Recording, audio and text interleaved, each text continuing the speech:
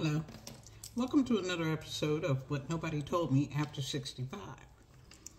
I'm going to continue to give you these internet terms just because we need to be aware when we hear them what it means. I think the last broadcast I told you I would tell you about smishing, phishing, and vishing. And I don't think I did. But let me just start out by telling you that smishing is an attack that uses fake mobile text messages. Phishing are fraudulent emails. And vishing with a V are fraudulent phone calls. I don't know who came up with all of these, but that's what they are. So to continue our terms, cyberspace. That's the whole universe of information that's available from computer networks everywhere, anywhere. Cyberspace, big universe. Emoticons, those are the little smileys. All kinds of smiley faces to create emotions. Happy, sad, hungry, all of those kinds of things. I'm sure you've seen them, but that's what they're called, emoticons. Cookie, not one that you eat. It's a small piece of information that may be that you ask you to accept it. Will you accept cookies? When you connect to certain servers on via your web browser. Now, I'm betwixt and between with this.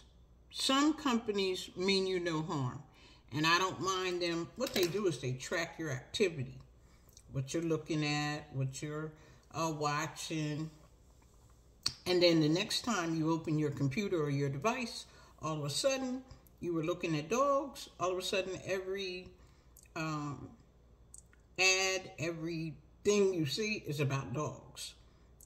You were looking up cakes. Now you're getting all this information about different kinds of cakes. It's not a happenstance. It is deliberate. They've been following you, tracking what you're looking at, tracking what you like, what you don't like, and they're getting an understanding of who you are, what it is you want. So it remains on your computer so they can identify you, and I think it stays on there if you come back and visit. However, I'm not sure, because I'm not a computer person. I think it stays on there and they can track at a whim whenever they get ready. So that's why I'm betwixt and between.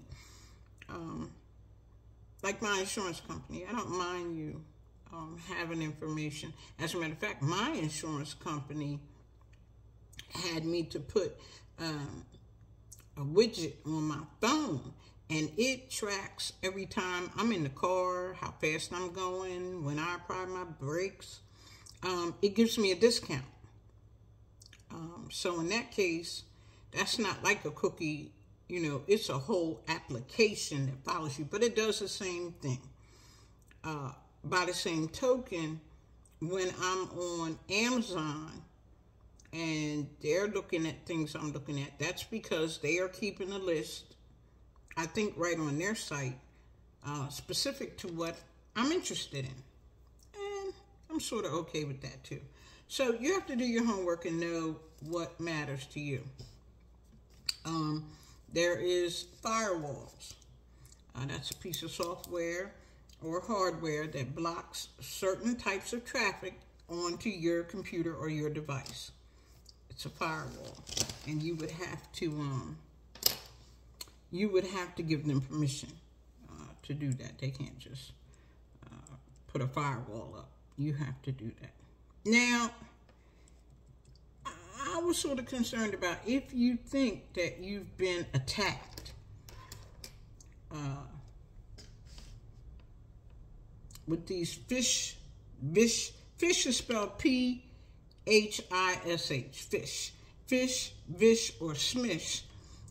From a legitimate message. Remember I told you be suspicious about everything? Here's some clues that you can spot them. Unexpected. They come from people that you do not know. With unexpected offers or something that sounds too good to be true. When you go into your email, if you hover over the message, it should tell you the source, where it came from.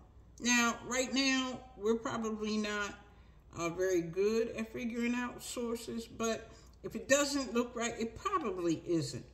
But just try hovering over top of the message, see if you can see where the source came from.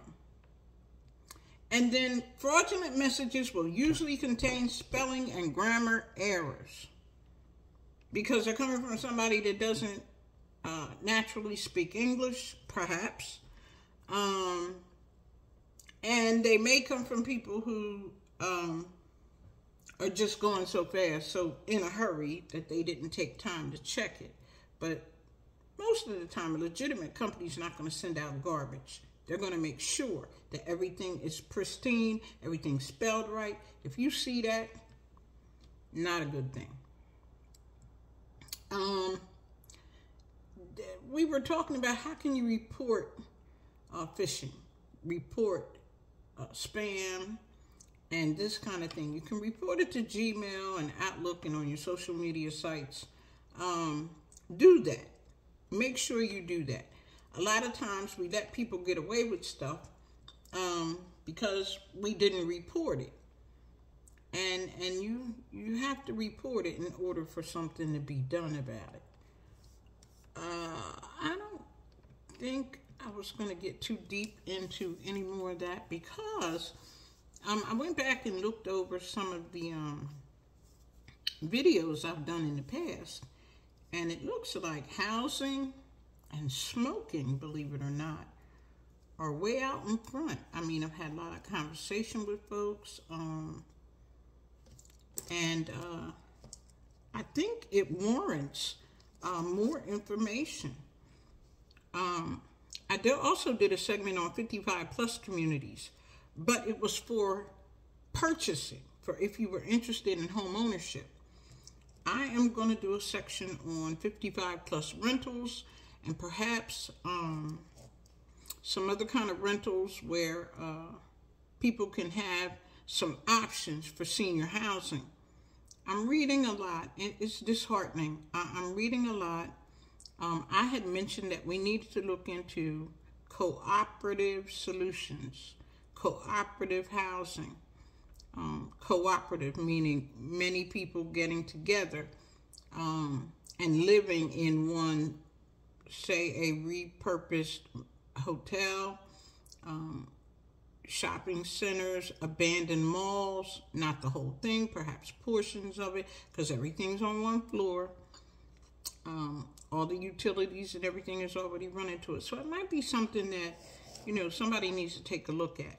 But right now, I think because I've seen so much activity surrounding housing and smoking, my next 2 segments that I will do will involve that. And then I promise I'm going to give you some 55 plus rental properties across the nation. Okay? Thank you so much.